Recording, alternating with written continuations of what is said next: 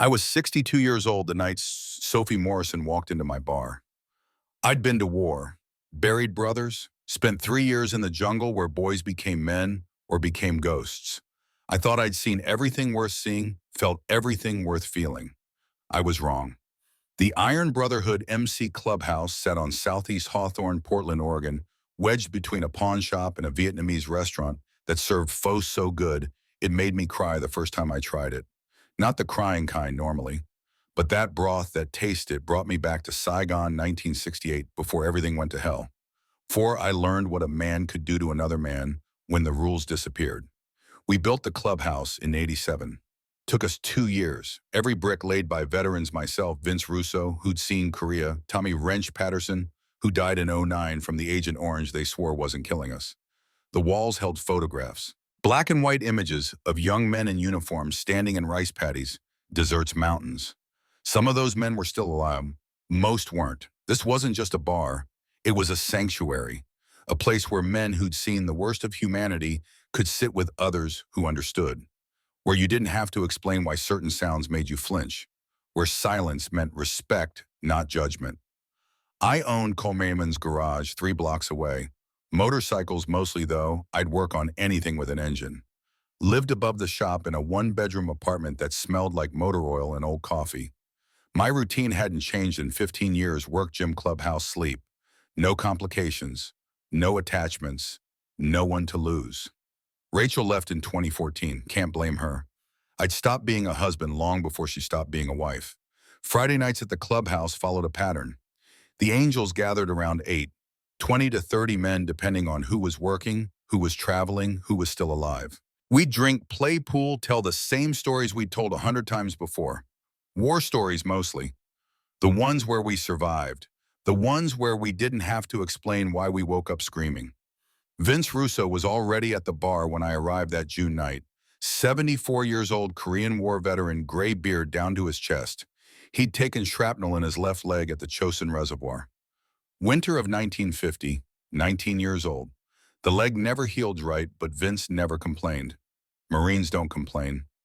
Next to him sat Jackson Crow Hayes, 52, Gulf War, sharp eyes that missed nothing.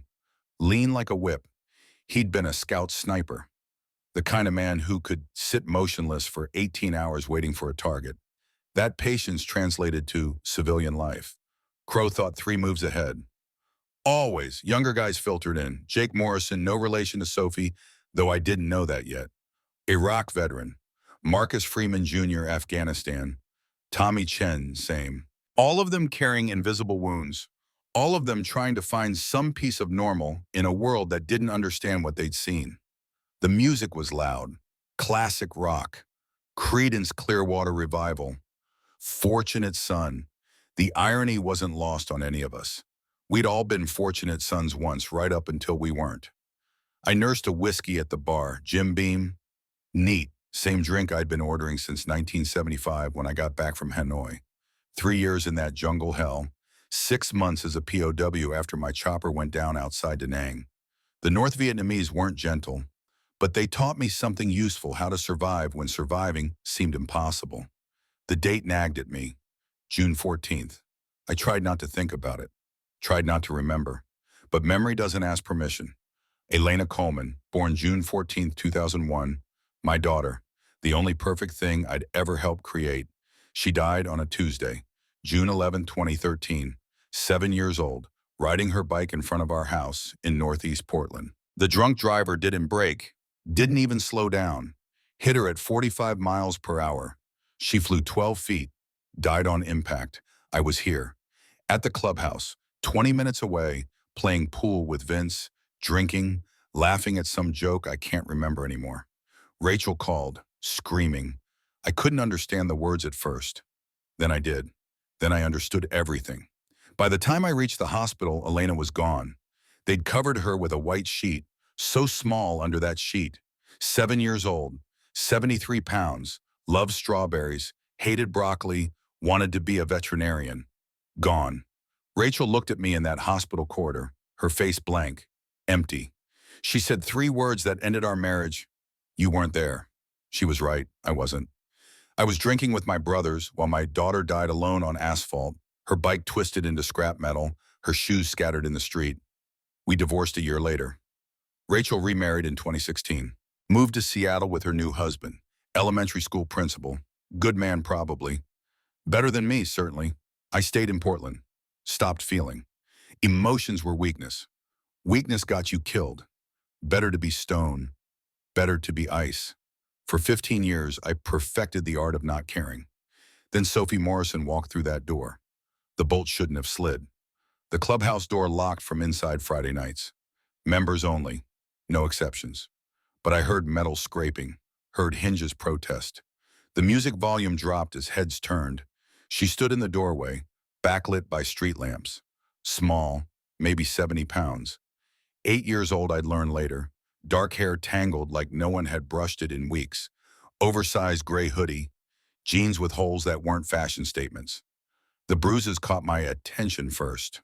Professional habit, you see bruises in my line of work. Motorcycle accidents, bar fights, but these were different. Defensive wounds. Dark purple marks on her forearms where someone had grabbed. Hard, often. Her face was pale, cheekbones too sharp, eyes too large for her skull. The look of a child who hadn't eaten enough, hadn't slept enough, hadn't been safe enough. But she wasn't crying, that struck me. 8 years old, walking into a room full of bikers, and she wasn't crying, wasn't apologizing, wasn't doing any of the things a terrified child should do. Her eyes scanned the room, methodical, searching. When her gaze landed on my vest on the Iron Brotherhood patch, something shifted in her expression. Recognition, confirmation. She walked straight toward me. Every conversation in the bar died. Pool cues froze mid-stroke. Beer bottles paused halfway to lips. 27 men watching one small girl cross 30 feet of concrete floor. In Vietnam, we learned to read body language. Civilians, villagers. You had 2 seconds to decide friend or threat. This girl's body language screamed survivor. Shoulders back, chin up, fists clenched at her sides. She'd made a decision and she was executing it with military precision. She stopped 3 feet away, close enough to speak, far enough to run. Her voice cut through the silence. Clear, steady, possible for someone her size in a situation this insane. 2 words at first directed at me.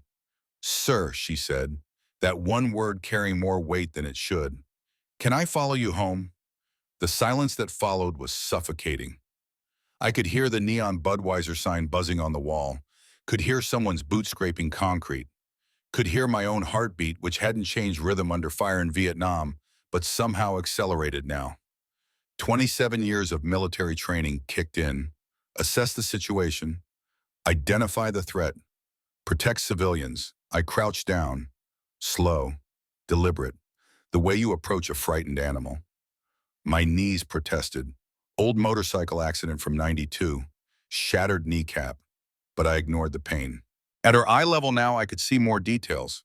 Dirt under her fingernails, a healing cut on her lower lip, the way her pupils dilated slightly, fear and determination warring in those young eyes. She was trembling, barely perceptible, the adrenaline of whatever decision had brought her here starting to wear off. My voice came out softer than I'd intended. The tone you'd use with your own daughter if you were lucky enough to still have one. Why would you want to follow us, kid? She didn't answer with words. Instead, she held up a photograph. Her small fingers gripped it so tightly her knuckles had gone white, like she was afraid someone might rip it away. Like this single piece of paper was the only proof she had that her mother had ever existed at all. The photograph was creased, folded and unfolded so many times the paper had gone soft at the edges, threatening to tear along the lines. Faded too.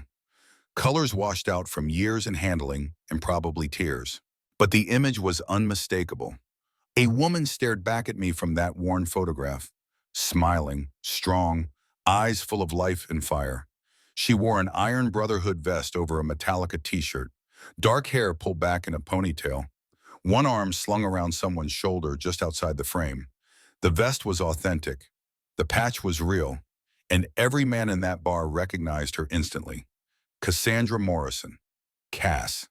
She'd been a member from 2012 to 20, rare for a woman to earn a patch in a veteran's MC, but Cass had earned it. She'd served too. Not military, but she'd worked as a paralegal for veterans' rights organizations, fought the VA when they denied claims, helped brothers navigate the bureaucracy that chewed up and spat out men who'd given everything for their country. Cass had ridden with us, stood with us, bled with us when things got ugly, and she died in September 2020. Pancreatic cancer, stage 4, 6 months from diagnosis to funeral. Vince stepped closer. His hand trembled as he reached toward that photograph, not touching it, just hovering, like he was afraid it might disappear. His voice, when it came, sounded crushed, like someone had reached into his chest and squeezed. Maria's kid. The words barely made it past his throat. Old habit. We'd called her Maria sometimes. Her middle name? She'd preferred it. Then the reality hit. But she died 3 years ago. The girl nodded, just once. A simple confirmation that carried the weight of 1,000 lost days. I was 5, she said. Her voice carried something no 8-year-old's voice should possess. Weight, gravity, the kind of certainty that comes from trauma remembered too clearly. I remember everything. She paused. And in that pause, I felt every man in the bar holding his breath, waiting for whatever came next, knowing it would hurt. I remember her funeral, the flowers, the way people kept saying she was in a better place. A bitter edge crept into her voice. Like that was supposed to make me feel better. Another pause. Longer. I remember the man who married her before she got sick. My stepfather. I remember him crying at the service. Her voice went flat, emotionless. The way people sound when they've said something so many times in their head that it's lost its power to hurt them anymore. I remember when he stopped pretending to be sad. The temperature in that bar dropped 20 degrees. I felt it. The air went cold and sharp like broken glass.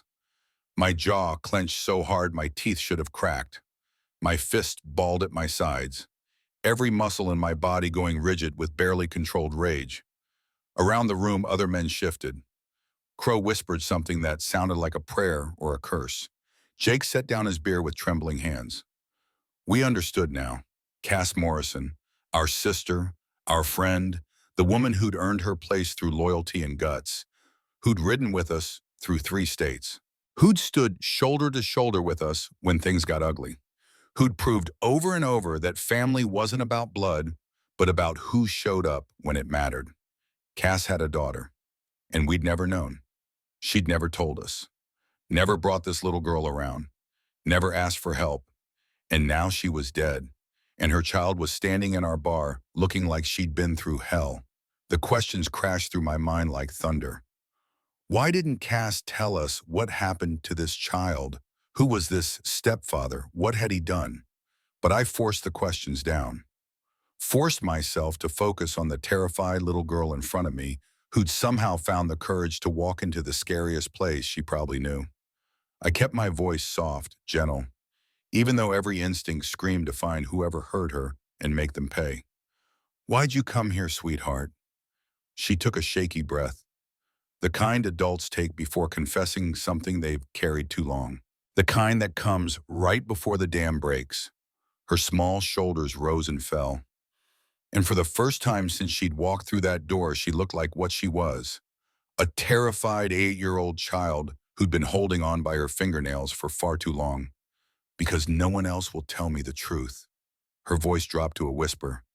And because I need help. The story came out in fragments, 8-year-old words trying to explain adult horrors, trying to make sense of things no child should have to understand.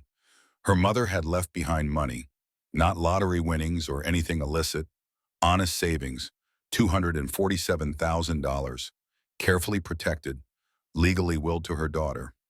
Cass had worked 2 jobs for years, paralegal during the day, weekend shifts cleaning office buildings at night, saving every penny she could squeeze from a life that didn't give much, building a safety net 1 crumpled dollar bill at a time.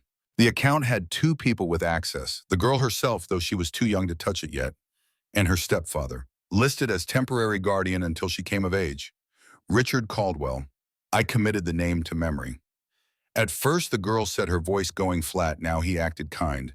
For the first few weeks after the funeral, he'd made her breakfast, asked about school, played the part of the grieving husband trying to do right by his stepdaughter. But after Mom died, everything changed. The details came like punches, each one landing harder than the last.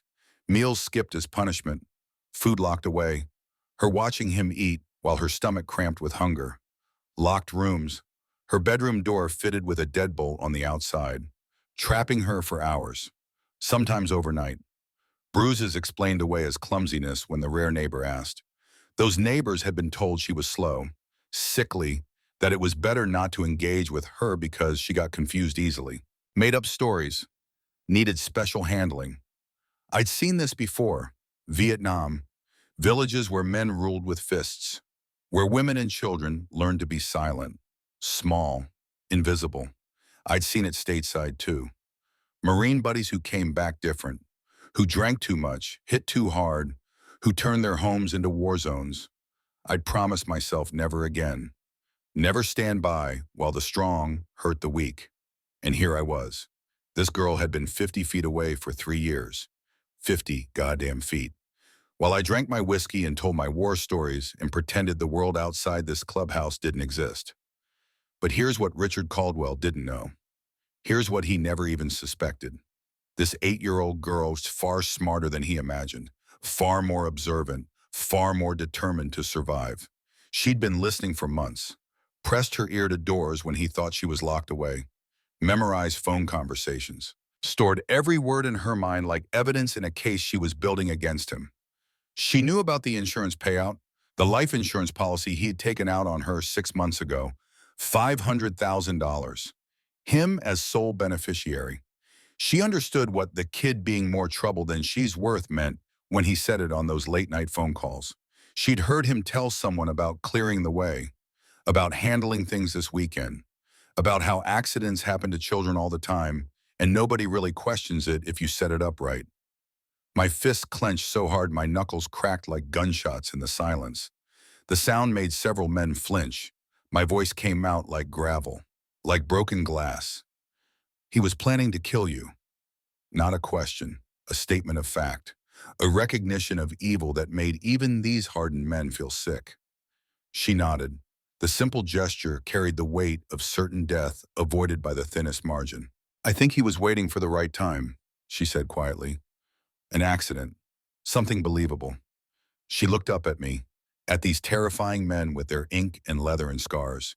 Men who should have frightened her. But Mom told me something before she died, right at the end when it was just me and her in the hospital room. Her small finger lifted, pointing at my vest, at that distinctive patch. She said if I ever got lost, if I ever couldn't find safe people, if I ever needed help and didn't know where to turn to look for this symbol. She traced the patch in the air. She said it means loyalty, protection, family. The word family hung in the air like a prayer. She said the Iron Brotherhood takes care of their own, and that I was one of your own, even if you didn't know it yet. Something shifted in my chest, something I'd kept carefully locked away for 15 years, since the day Elena died, since the day Rachel walked away, since the day I decided it was easier to feel nothing than to feel everything. But standing there watching this tiny broken bird of a child look at me and see a hero instead of a monster, I felt it crack. That wall I'd built, that armor, purpose, real purpose, the kind that comes when an innocent child places their entire life in your hands. Vince's hand landed on my shoulder, steadying me, the way he'd steadied me in a dozen firefights, 100 bad moments. But there was still one question that would change everything. Where do you live, kid? She turned, didn't say anything at first, just turned her small body toward the bar's front window. The one that looked out onto Southeast Hawthorne, where our motorcycles sat parked in a row. She lifted one thin arm and pointed through the smudged glass, past the neon beer signs, across the cracked asphalt street, at a small house with peeling paint and drawn curtains. A house I'd seen 1,000 times without really seeing it at all. There, she said simply, with him. He doesn't know I left. He thinks I'm locked in my room. The men around me stared, just stared. I could see the realization hitting them in waves, each one worse than the last. Some of them had been coming to this bar for 20 years. 20 years of Friday nights. 20 years of parking their bikes in that same spot, walking through that same door, living their lives in this sanctuary. 20 years while a child was being tortured 50 feet away. 50 feet. You could throw a rock and hit that house from where we stood. You could walk there in 30 seconds, and we'd had no idea. My voice went deadly quiet, the kind of quiet that's more terrifying than shouting, the kind that means violence is being considered and calculated and barely held in check. How long has this been happening? 3 years, she said simply, like she was telling me the time. Since the funeral. 3 years. 1,095 days of hell. 1,095 nights of being locked in her room. 1,095 mornings of waking up scared. And we'd been right there, right across the street, close enough to help if only we'd known. But here's what none of them understood yet. The question that should have been obvious but wasn't. Why tonight? Why now, after 3 years of suffering in silence? 3 years of surviving hell alone. 3 years of walking past this bar every day knowing these men were inside. Why had she finally crossed that street tonight? Her face went even paler. Her hands started trembling again. The adrenaline that had carried her this far starting to fail. Reality crashing back in. I heard him on the phone yesterday. Her voice had gone small again. Young again. Scared in a way it hadn't been before. He was in the kitchen. I was supposed to be asleep, but I couldn't sleep because I hadn't eaten in 2 days and my stomach hurt. She wrapped her arms around herself, suddenly looking exactly like what she was, a terrified child who'd just run out of time. He told someone he was handling it this weekend, that the timing was right, that he'd been patient long enough and it was time to move forward with the plan. She looked up at me, those big eyes swimming with tears she refused to let fall. That's why I came tonight, because I think he's going to do it soon. Maybe tomorrow, maybe Sunday, but soon. Her voice cracked, and I didn't know what else to do. I didn't know who else to trust. Mom said you'd help. Mom said you'd protect me. She paused, swallowed hard. So I waited until he was drunk enough to pass out, and I picked the lock on my door. He doesn't know I learned how, and I ran. The bar exploded into action. It wasn't organized, wasn't planned, wasn't discussed. It was instinct. Survival mode. Protection mode. Every man in that room moved at once. I was on my phone, calling Detective Elena Ramirez, the only cop we trusted, the one who'd worked with us before. Vince was pulling up contacts. Our lawyer, Karen Chen, the one who'd gotten us out of jams and knew how to work the system. Crow was already at the window, watching that house like a hawk, making sure nobody came out looking for her. Someone locked the bar door from inside. Someone else was clearing a table, making space, and someone I couldn't see who put a leather jacket around the little girl's shoulders because she'd started shaking, the fear and exhaustion finally catching up now that she'd found safety. Before she said anything else, she pulled something from her backpack.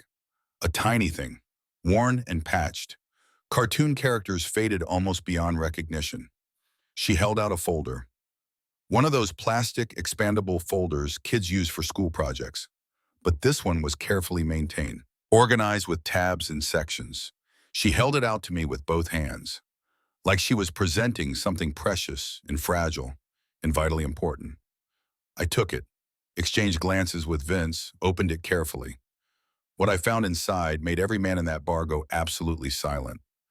Documents, not just random papers, carefully collected, organized evidence, medical records from school nurse visits, 12 of them, showing injuries dating back 3 years, each one with notes about how the injury occurred. Fell downstairs, ran into door, tripped over toy. Each explanation slightly different, patterns that should have raised red flags, report cards with teacher comments, declining participation, seems withdrawn, possible home issues, concern notes that had apparently gone nowhere, photographs, 37 of them, taken with a disposable camera, the kind you can buy at a drugstore for a few dollars, each one dated in careful handwriting, showing her bedroom door with its outside locks, showing empty cupboards, showing bruises on her own arms held up next to a calendar to prove when they appeared. And at the bottom, sealed in a plastic page protector, like it was the most valuable thing in the world, a letter. The handwriting was unmistakably feminine, flowing and strong despite the shakiness that comes with illness. I'd seen Cass's handwriting before. Birthday cards, notes left on windshields, the backs of photographs from rides we'd taken together. This letter was dated August 12th, 2020, 5 weeks before her death, written when she must have known she was running out of time. My hands shook as I read. To my brothers, Marcus Bear, Coleman, Vincent Russo, Jackson, Crow Hayes. If you're reading this, I'm gone, and Sophie needs you. I married Richard Caldwell 6 months ago. I know it was fast. I know you didn't trust him. You were right not to, but I'm dying and I'm desperate. Sophie needs a father. I hoped, maybe I was wrong about him. I'm leaving this letter as insurance. If Richard hurts her, and God, I pray he doesn't, she knows to find you, Bear. I know you lost Elena. I know you think you failed her. You didn't. You were human. We all fail sometimes. But Sophie needs you to try. One more time. Be the Marine who doesn't leave a man behind. Be the father you wanted to be. I'm trusting you with my daughter's life. Don't let me down. Semper Fi Cass, the letter blurred. My vision going watery. I blinked hard. Marines don't cry. But my eyes burned anyway. Vince's voice came out thick with emotion he wasn't used to showing. You've been collecting evidence. Not quite a question, more like an expression of awe. For how long? 2 years, Sophie replied simply, like it was the most natural thing in the world for a 6-year-old to start building a legal case against her guardian. Since I was 6, Mom taught me to document everything before she died. She said if you want justice, you need proof. She said nobody believes words alone, especially from kids, but they have to believe evidence. Cass had raised a warrior, a tiny 8-year-old warrior who'd spent 2 years preparing for this moment, collecting proof, building a case, surviving hell while simultaneously documenting it for the day she'd finally have the courage to run. I knelt down, put myself at eye level with this remarkable child. My voice came out rough, like I'd swallowed gravel. Kid, your mom was right to send you here. We'll handle this. She looked at me with those big eyes, trusting me the way her mother had, the way Elena had trusted me to be there when it mattered. I wasn't there for Elena, but by God, I'd be here for this girl. He's going to kill me, she said, matter of fact, like she was discussing the weather. This weekend, I heard him on the phone. He said this weekend. Her voice cracked. I think he's taking me hiking tomorrow. To Silver Falls. I think he's going to push me, make it look like I slipped. My fists clenched, every muscle in my body screaming to cross that street, to put my hands on Richard Caldwell, to make him understand what happens when you hurt children. But that would ruin everything. Assault charges, case dismissed, predator walks free. I took a breath, forced myself to think like a Marine, like a strategist. In Vietnam, when we took fire, we didn't freeze. We acted, assess, plan, execute, enemy. Richard Caldwell, threat level immediate, timeline 48 hours. Objective, protect Sophie, gather evidence, neutralize threat, rules of engagement. Can't kill him, can't assault him. Gotta work within the system. Frustrating as hell, but doable. I stood, turned to my brothers. My voice carried command. The tone I'd used as a squad leader. The tone that meant orders were being given and would be followed. Vince called Detective Ramirez. Tell her we need her, now. Vince was already pulling out his phone. Crow document everything, photos, video, written statement. Crow nodded, moving to grab equipment. Jake watched that house across the street. Richard Caldwell. If he moves, you tell me. Jake was at the window before I finished speaking. I looked at Sophie, put my hand on her shoulder. Gentle, the way I used to with Elena. Sweetheart, you did good. You survived. You were smart. You were brave. You were everything your mama raised you to be. I squeezed her shoulder. But you're not alone anymore. You hear me, not alone. She nodded. A tear slipped down her cheek, the first one I'd seen. We're gonna make sure that bastard never touches you again. The angels mobilized with military precision. Crow photographed her bruises, multiple angles, date stamped on his phone, making sure every mark was documented. Vince interviewed her. Gentle questions, recording her answers on video, building a case that would hold up in court. Jake watched the house, radio in hand, ready to alert us if Richard emerged. Someone brought Sophie water. Crackers. She devoured them like she hadn't eaten in days. She probably hadn't. Someone else wrapped her in a clean jacket, leather. Too big, but warm. I sat down next to her, notebook in hand, the kind we use to track inventory and tabs. I need you to write down everything you can remember. Dates, mamas, what he said, what he did. Her hand trembled as she took the pen. Don't worry about getting it perfect. Just get it down. She started writing. Her penmanship surprisingly neat for someone so young, so traumatized. My phone buzzed. Ramirez. Bear, you said emergency. What's going on? I looked at Sophie, at the folder, at the bruises. We've got a child abuse situation. Active threat. Need you here. Iron Brotherhood Clubhouse. Southeast Hawthorne. A pause. How active? Stepfather planning to kill her this weekend. We've got evidence. We've got the victim. We need law enforcement before this goes sideways. Another pause. Longer. I'm 20 minutes out. Don't do anything stupid, Bear. Yes, ma'am. I hung up. Vince approached, quiet, the way he moved when something was eating at him. Bear, you remember the funeral, September 2020. I nodded. You remember seeing her there, Sophie? I closed my eyes, tried to pull up the memory. COVID protocols, masks, social distancing, outdoor service, rain, and yes, a small girl, 5 years old, standing next to a man in a black suit, silent, no tears, just numb. That girl was sitting in front of me now, 3 years older, 3 years of hell etched into her skin. I should have known, I said, should have checked on her, should have. Vince cut me off, his hand on my shoulder. You're here now, that's what matters. But it didn't feel like enough. Didn't feel like it would ever be enough. Cass's letter burned in my pocket, her words echoing in my head. Be the Marine who doesn't leave a man behind. I'd left plenty of men behind. Vietnam taught me that sometimes you can't save everyone. Sometimes the best you can do is save yourself. But this was different. This was a child, an innocent, someone who'd done everything right, who'd been smart and brave and strong, someone who deserved better than the hand life had dealt her. Detective Elena Ramirez arrived in an unmarked sedan, no lights, no sirens, professional discretion.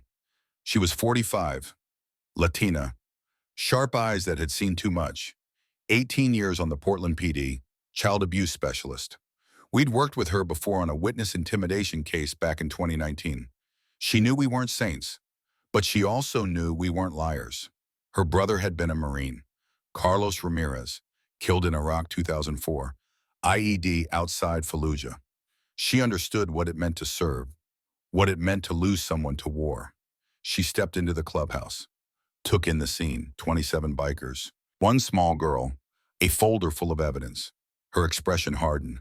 The look cops get when they know something bad is about to get worse. She knelt next to Sophie, her voice soft, professional. Hi, sweetheart. I'm Detective Ramirez. I'm here to help. Can you tell me what happened? Sophie handed her the folder. Ramirez flipped through it, page by page, her jaw tightening with each new piece of evidence. Medical records, photographs, timeline, Cass's letter. She looked up at me, then at Sophie. This is extraordinary work. Most adults couldn't build a case this thorough. Sophie's voice was quiet. My mom taught me. She was a paralegal. She said evidence is everything. Ramirez nodded, closed the folder, stood. This is strong, damning even, but without catching him in the act, without direct confession, Richard might walk, or worse, supervise visits, anger management classes, partial custody. The words hit like physical blows. After everything Sophie had done, after 2 years of collecting evidence, after finally finding the courage to run, there was still a chance the system would send her back. I stood, My decision made.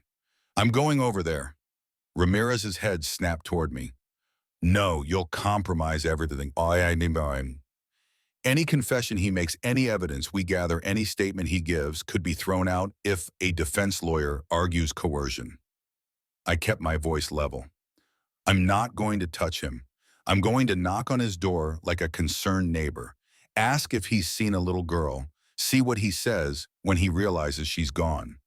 Ramirez should have said no, should have followed protocol, should have kept civilians out of active investigations. Instead, she looked at me, at Sophie, at the evidence. She'd been a cop long enough to know that sometimes you have to bend the rules to get results. Body camera, she said firmly. Audio recording. You don't touch him. You don't threaten him. You ask questions. Let him talk. The second he lawyers up, you walk away. Understood. Yes, ma'am. Like I was back in the Corps, taking orders. Vince pulled equipment from a locked cabinet. Body camera, chest mount, audio recorder. Backup. He wired me up with the efficiency of someone who'd done this before. We had different circumstances, but the principle was the same. Document everything. Build a case that would survive scrutiny. Crow positioned himself in a car across the street. Second camera, backup footage, just in case.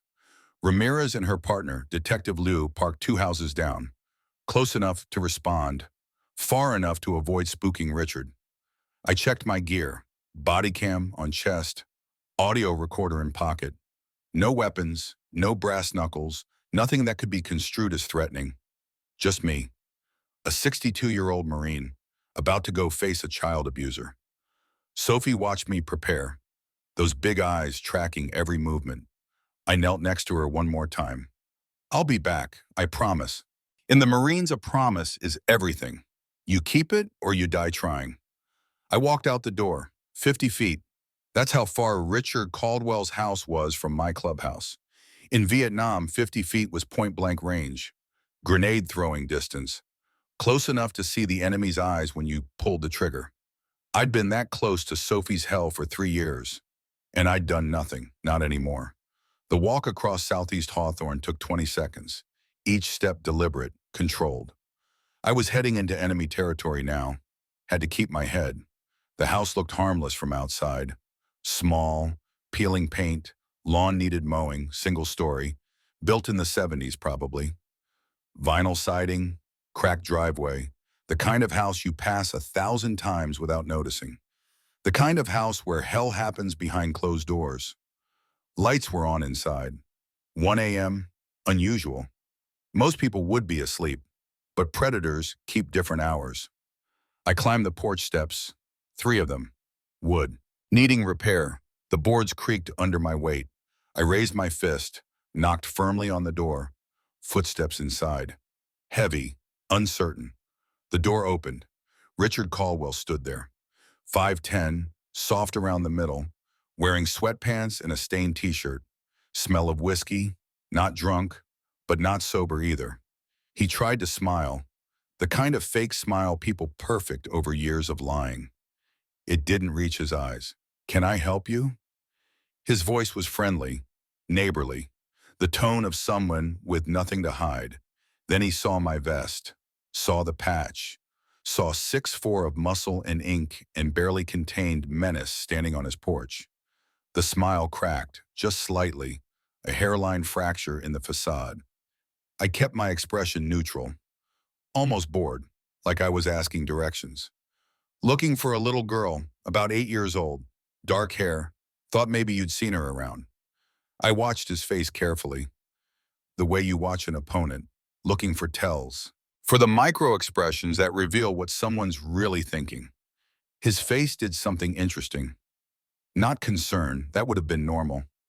Human, the reaction when someone shows up asking about a missing child. Not confusion either, not the bewilderment of someone who doesn't understand. No, what flashed across his features was calculation. Pure, cold calculation. His mind working, running scenarios, trying to figure out how much I knew, what the right play was. She's sick, he said. Too quickly. The words rushed. Defensive.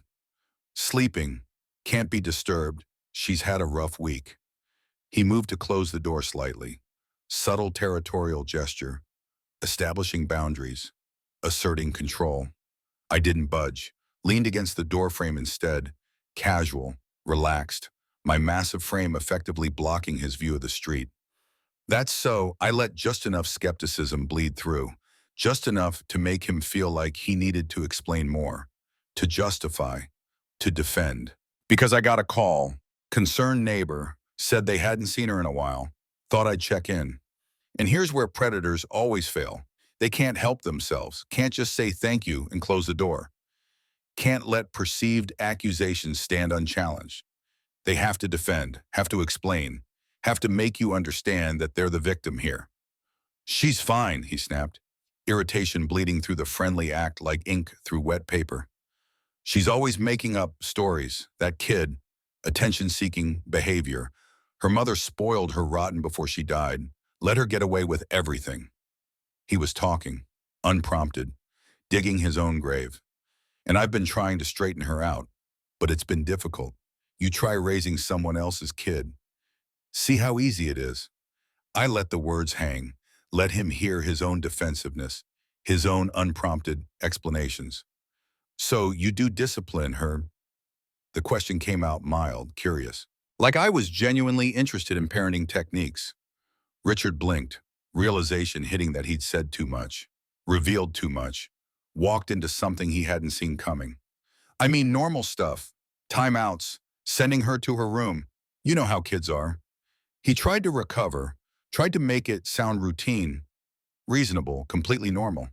I don't actually, I said, my voice still conversational, but with an edge now, something sharp underneath. Tell me how kids are when they need straightening out. The body camera on my chest caught everything. Every defensive statement, every unprompted explanation about bruises I hadn't mentioned yet, every casual reference to discipline and difficult child and needing to be firm. Richard talked and talked, digging deeper with every word. How kids lie, how they exaggerate, how sometimes you have to use tough love, how Cass had been too soft, how Sophie was troubled now because of it. And when I finally said, voice dropping to something cold and hard, funny thing, she's not in her room right now. Richard's face went white, not pale. White, the color draining so fast it was like watching someone have a medical emergency. Where is she? Not is she safe, not what happened, not did she run away, just where. Because his first thought wasn't about her well-being. It was about control, about knowing where his victim was, about maintaining power. Detective Ramirez stepped out of the shadows. Badge out, body cam recording, professional, calm, absolutely done with this man's performance. Richard realized all at once what had just happened.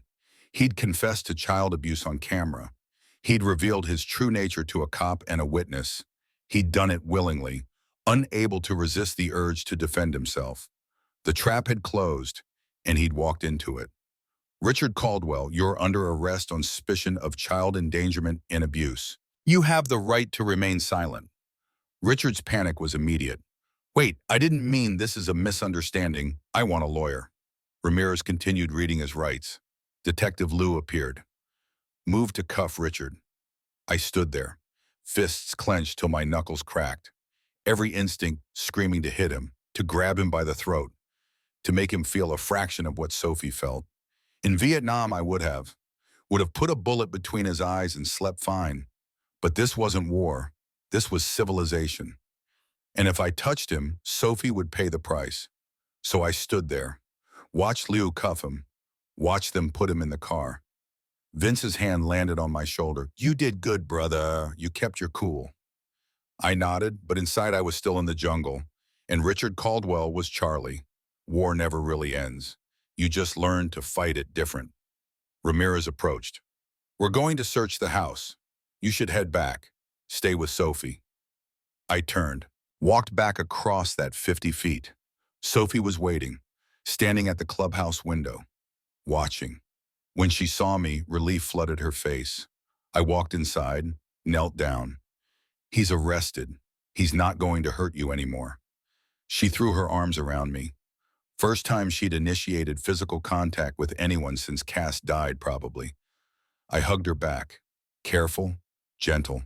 The way I used to hug Elena. And for the first time in 15 years, I felt like maybe I could be a father again. The forensic team arrived at 2:15 a.m. 3 techs in white suits, cameras, evidence bags, the machinery of justice grinding into motion. Ramirez had asked me to stay with Sophie while they processed the scene. Probably smart. If I walked into that house, saw what she'd endured for 3 years, I might do something that would land me back in prison.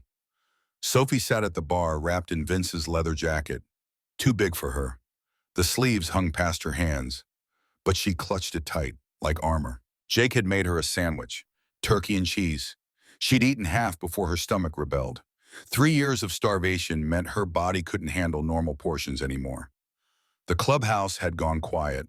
Most of the angels had left, given statements to Ramirez's partner, headed home to their own families, their own beds. But the core stayed. Vince, Crow, Jake, Marcus Jr., Tommy Chen, the brothers who'd been there from the beginning, who understood what it meant to stand watch, to hold the line. Sophie's eyes kept drifting to the window, to the house across the street, to the place that had been her prison. Lights blazed inside now, crime scene lights, harsh, clinical, exposing everything that had been hidden in shadow. I sat next to her, gave her space but stayed close. She finally spoke, her voice small in the quiet. What happens now? Loaded question. What happens now covered a lot of ground. Legal proceedings, foster care, court dates. A system designed to protect children, but often failing them anyway. I kept my answer simple. Now we make sure you're safe. That's first. Everything else we'll figure out. She nodded, not entirely convinced, but willing to trust. My phone buzzed. Ramirez. Bear, you need to see this. Something in her voice. Tight. Controlled. The tone cops use when they've found something that makes them want to quit their tune and find whoever did it. I looked at Vince. Stay with her. He moved to sit where I'd been. Grandfatherly. Safe. I crossed the street again. This time through the front door Richard Caldwell would never walk through as a free man again. The house smelled wrong. Stale air. Unwashed dishes. Something else underneath. Decay. Not physical. Moral. Ramirez met me in the hallway, her face grim. Sophie's bedroom is first door on the left. I need you to see it.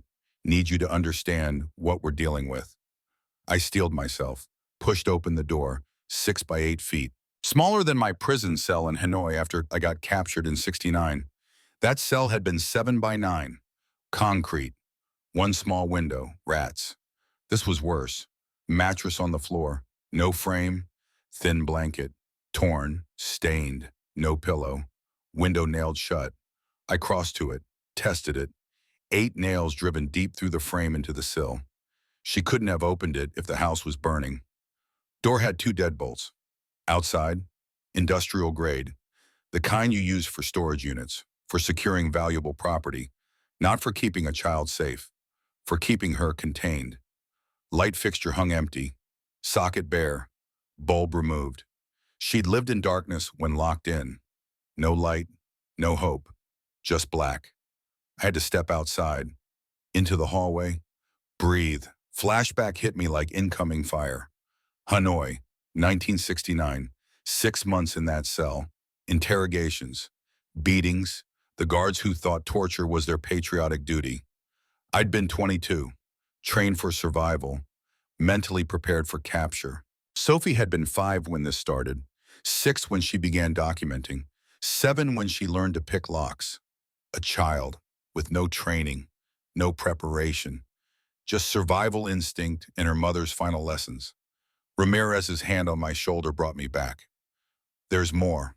She led me to the kitchen, showed me the cupboards. Padlocked, every single one, high shelves empty. Sophie couldn't have reached them even with a chair. Trash can revealed receipts. Fast food, restaurants, Richard eating out daily. Sophie's food section occupied one corner of the counter. 1 can of soup, expired. 4 months past the date. A sleeve of crackers, stale. In the living room, Detective Lou was photographing everything, creating a record that would bury Richard Caldwell. But it was the office that sealed it. Richard's home office occupied the second bedroom. Larger than Sophie's prison, nicer furniture, desk, computer, filing cabinets. The computer was still on. Forensic tech had already imaged the hard drive, but Ramirez wanted me to see the search history. She pulled it up on screen. Scrolled. March 2023. How to make child accident look real. April 2023. Oregon inheritance laws, guardian rights. May 2023. Life insurance investigation process.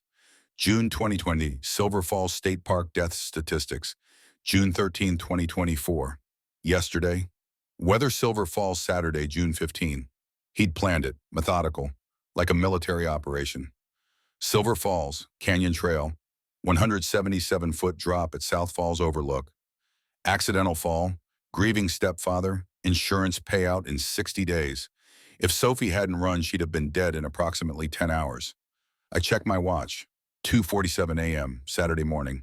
Richard had probably planned to wake her early, make it seem spontaneous. Father-daughter bonding trip. The hiking gear confirmed it. Ramirez opened the closet. Brand new boots, Sophie's size. Tag still on.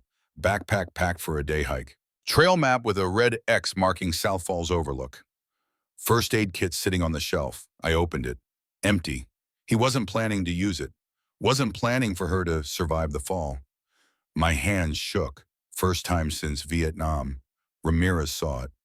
This is premeditation. Attempted murder. First degree. We've got him cold. Her voice carried satisfaction. The kind that comes from knowing justice will be served.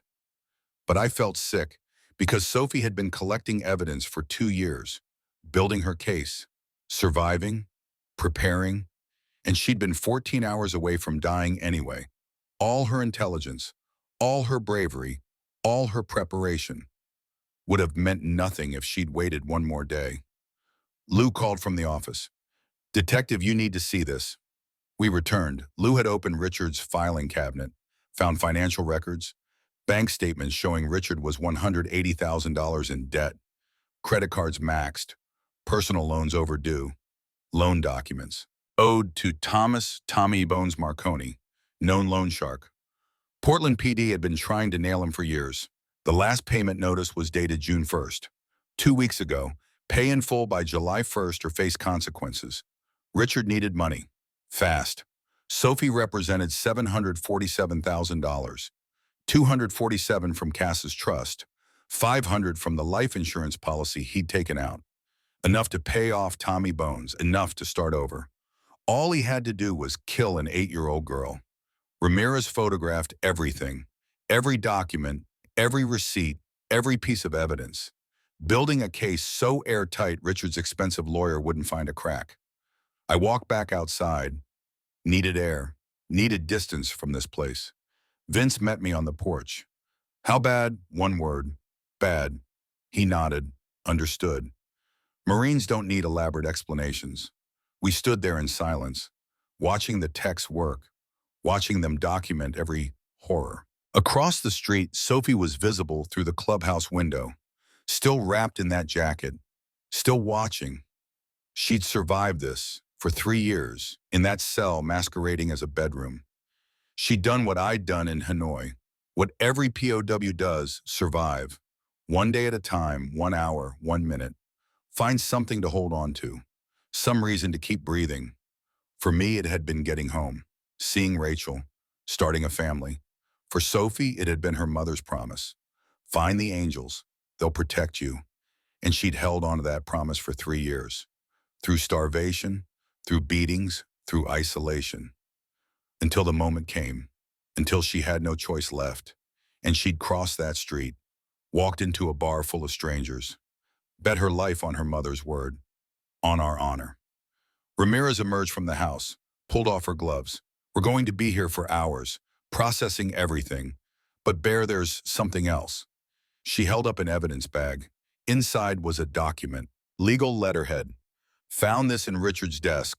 Safety deposit box key, registered to Cassandra Morrison, box number 447, Columbia Bank. My heart rate picked up.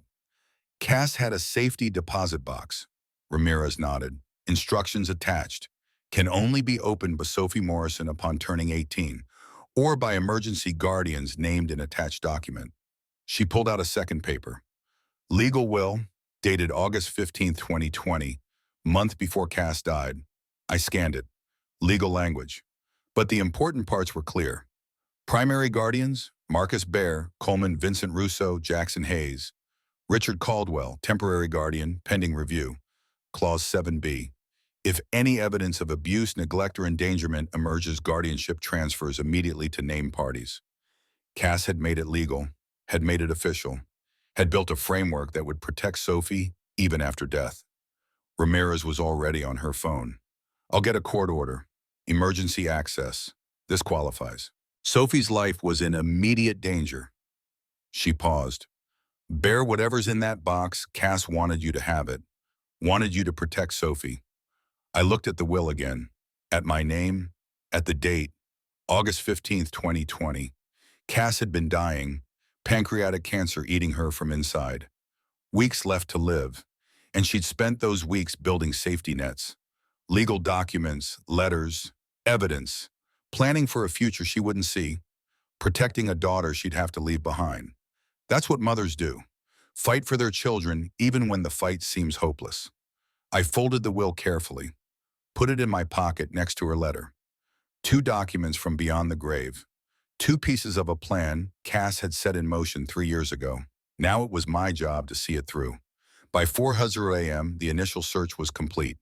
Evidence bagged. Photographs taken. Measurements recorded. Richard sat in county lockup. Bail hearing scheduled for Monday. But with attempted murder charges pending, he wouldn't see daylight. Sophie was asleep on the clubhouse couch. Finally, exhaustion had won. Vince had found a clean blanket, tucked her in gently. She looked peaceful. First time probably in 3 years. I sat at the bar, coffee long gone cold, watching her sleep. Crow approached. Quiet. The way he moved in the Gulf, sniper silent. What's the play, Bear military terminology? What's the mission? What's the objective? I didn't have to think about it. We keep her safe. We make sure Richard never gets near her again. We give her a life. Crow nodded. And if the system tries to take her, put her in foster care, some stranger's house? My jaw tightened. Then we fight. Legal. By the book. But we fight. Crow smiled. Grim. The smile of a man who'd faced long odds before and won anyway. Because that girl crossed hell to get here, we're not letting her down. He was right. Sophie had done the impossible. Had survived. Had collected evidence. Had found us. Now it was our turn. I pulled out my phone, called Karen Chen, our lawyer, the one who'd helped us navigate legal trouble before. She answered on the 3rd ring. Voice groggy. Bear, it's 4 in the morning. I didn't apologize. Need you, emergency, child custody case, possible permanent guardianship. Pause. Then I heard rustling, her sitting up, professional mode engaging. Tell me. I gave her the short version. Cass Morrison, Sophie, Richard, the abuse, the arrest, the will. When I finished, Karen was silent for 5 seconds. Then she spoke, her voice hard, determined. Monday morning, my office.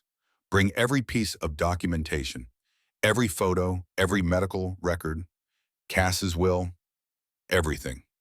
Relief flooded through me. We can win this. Another pause. Bear with what you've described, with Cass's legal documents, with the evidence Sophie collected. We don't just win. We bury Richard Caldwell so deep he'll need archaeology to find him. She paused again. But Bear, you need to understand.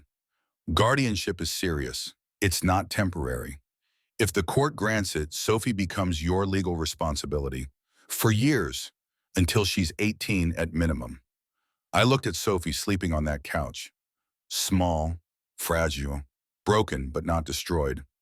I thought about Elena, about the daughter I'd lost, the daughter I'd failed to protect. I thought about Cass, about her letter, about her trust.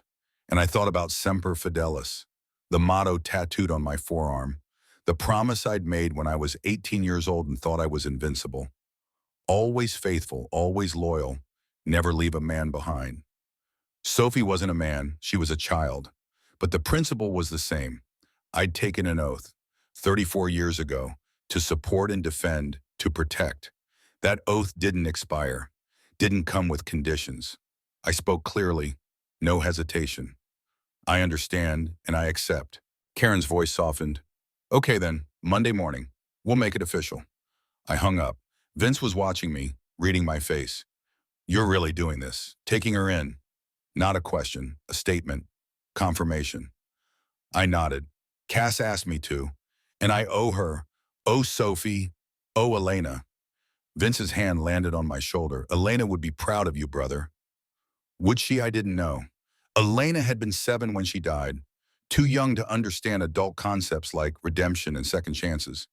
But maybe wherever she was, if anywhere she understood that her father was trying to be the man he should have been, the man he'd failed to be for her.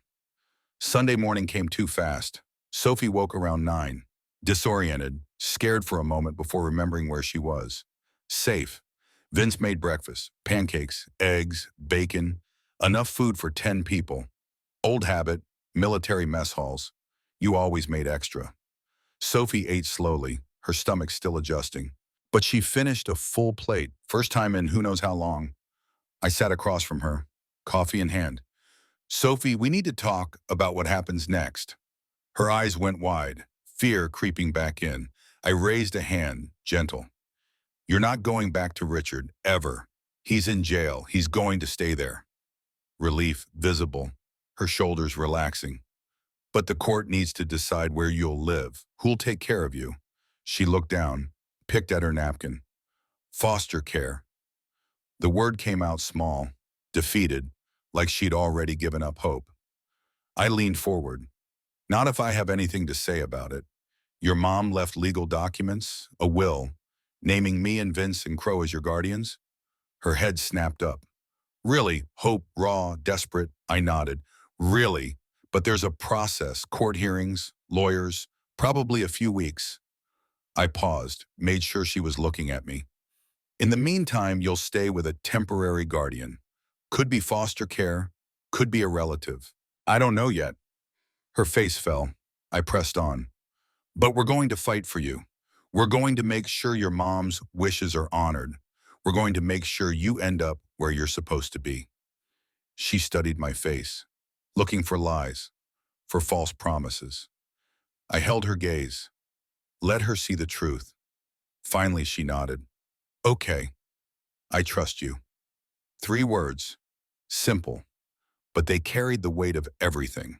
She trusted me, a child who'd been betrayed by the one adult who should have protected her, who'd survived 3 years of torture. She was giving me her trust. I wouldn't betray it. Monday morning, Karen Chen's office, downtown Portland, 16th floor, view of the Willamette River. I brought everything. Sophie's folder, medical records, photographs, Cass's letter, the will, Richard's computer search history, bank statements, all of it. Karen spread it across her conference table, spent 2 hours reviewing, taking notes, building strategy. When she finished, she looked up, her expression serious. This is the strongest case I've seen in 20 years of family law.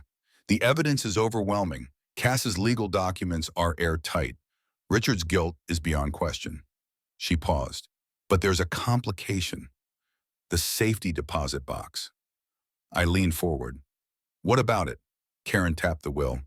According to this, the box can only be opened by Sophie at 18 or by her legal guardians in an emergency.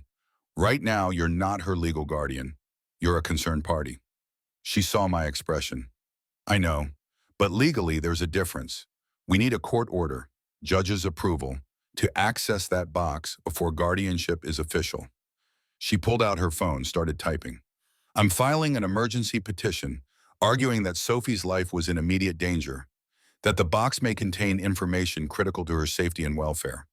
Her fingers flew across the screen. Judge Morrison, she's former military. JAG Corps, Army, she'll understand. She hit send. We should have an answer by tomorrow. I nodded, frustrated but understanding. The system had rules, procedures, even in emergencies. Karen's expression softened. Bear, I know this is hard. Waiting, not knowing. But we're doing this right. Building a case that can't be challenged. Making sure when we win it's permanent. She was right. I knew she was right. But knowing didn't make the waiting easier. Tuesday afternoon, the call came. Judge Margaret Morrison had granted the emergency petition. Columbia Bank, Wednesday morning, 10:00 a.m., Karen Chen, Detective Ramirez, and me, as named guardian in Cass's will, as Sophie's protector. We gathered in the bank's vault, sterile, cold, steel everywhere. The bank manager supervised, required by law, making sure nothing was removed improperly. Vince handed me the key, small, brass, worn from Cass's handling. I inserted it into box 447, turned, the lock clicked. The door swung open. Inside was a manila envelope, thick, heavy. I pulled it out, set it on the table. Karen nodded. Permission to open. I broke the seal. The contents spilled out. Medical records, updated, from Cass's final months. Oncologist visits, dated May through August 2020. I picked up the first one. Read the doctor's notes. Patient expressed concern about husband's behavior toward daughter. States he shows unusual interest in inheritance details. Minimal interest in child's welfare. Second record, June 2020. Patient reports husband asked 3 times this week about life insurance payout timeline. Patient states she feels uneasy but has no concrete evidence. Third record, July 2020. Patient states I'm afraid. I think I made a mistake marrying him, but I have no proof. Just a mother's instinct. I pray I'm wrong. My hands shook reading those words. Cass had known, had seen the signs, had felt the danger, and she'd married Richard anyway. Why? Because she was dying, because she was desperate, because she wanted Sophie to have a father even if she wasn't certain he was a good one. Mothers do that, make impossible choices, sacrifice everything for their children's potential happiness, even when their instincts scream danger. Ramirez was reading over my shoulder, her voice tight. She documented her suspicions with medical professionals, created a paper trail. She looked at me. This is evidence, admissible, contemporaneous records. Proves Cass had concerns before she died. Karen was nodding. This supports the will, shows Cass's state of mind, shows she was planning for Sophie's protection. I set down the medical records, reached for the next item. A letter, longer than the first. Different paper, heavier stock. I opened it. Cass's handwriting. Same flowing script, but shakier, weaker, written near the end. I read aloud, so Karen and Ramirez could hear, so it could be documented. To my brothers, if you are reading this, I'm gone, and something has happened to Sophie. I married Richard Caldwell, knowing it was a mistake. I know how that sounds, but I was dying and I was desperate. Sophie needed a father. I thought I could make it work. Thought maybe I was paranoid, that the cancer was making me see threats that didn't exist. I was wrong. Richard is not who he pretends to be. I've seen the way he looks at my financial documents, the way he asked about my will, my insurance, Sophie's trust fund, the way he avoids bonding with Sophie, like she's an obstacle, not a daughter. I've made contingencies. This safety deposit box, a legal will naming you as emergency guardians, evidence of my suspicions, all pointing you toward the truth. I pray I'm wrong. I pray Sophie grows up happy with Richard, that you never have to read this. But if I'm right, if Richard hurts her, please, please be the family I chose for her. Bear, I know you lost Elena. I know you think you can't love another child, but Sophie needs you. She's already lost me. Don't let her lose everyone who could protect her. Vince, you've been my brother for 12 years. I trust you with my life. Now I'm trusting you with hers. All of you, Sophie knows who you are. I've shown her pictures, told her stories. If she ever comes to you, believe her. Protect my daughter. Make Richard pay if he hurts her. Give her the life I couldn't. With all my love and hope, Cassandra Morrison. August 12, 2020. I read it 3 times. Each time the words hit harder. Cass had known, had seen Richard's true nature, had married him anyway out of desperation. But she'd left breadcrumbs. legal documents, medical records, letters, all pointing toward us, building a case from beyond the grave. Ramirez wiped her eyes, professional demeanor cracking. She knew, and she couldn't stop it, but she tried to protect Sophie anyway. Karen's voice was steady, clinical, but I could hear the emotion underneath. This changes everything. The letter combined with the medical notes, the will, the first letter. It's a complete picture. She looked at me. Cass planned for this, built a legal framework, made you Sophie's guardian in everything but name. I reached for the last item, USB drive. Label read audio recording, July 2020. Ramirez pulled out a laptop, plugged in the drive. One file, dated July 23, 2020, 6 weeks before Cass died. She hit play. Cass's voice, weak, tired, but determined. Richard, we need to talk about finances for Sophie's future. Richard's voice, smooth, calculated. Of course, I want to make sure she's taken care of. Cass again. The trust fund is $247,000. It's for her education, her future. I'm listing you as guardian, but the money is locked until she's 18. Richard. I understand. And your life insurance? Pause. Why does that matter? Richard's voice shifted. Still smooth, but with an edge. Just being practical. Planning. You're dying, Cass. Someone has to think about these things. Cass.